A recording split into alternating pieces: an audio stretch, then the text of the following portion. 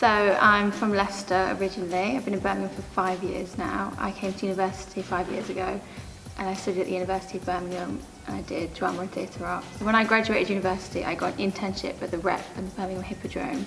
And I worked in the Learner and Participation department here. And then when I was working there, I got introduced to Dan Bailey and other people at the Rep, and I applied for the Foundry. I got on, which is great, with my co-director. And then now I work as a theatre practitioner here at the Rep as well.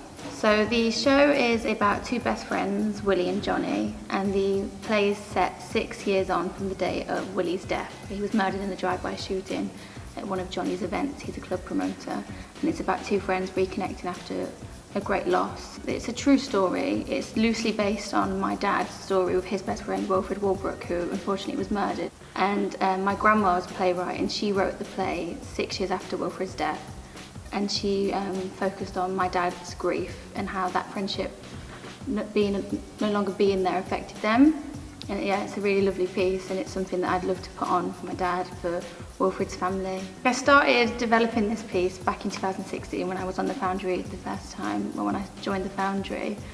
And it's taken a long time of getting to know the piece. So it's been really just getting to know it and finding the right time and the right place, which I think the Foundry Festival is right for it.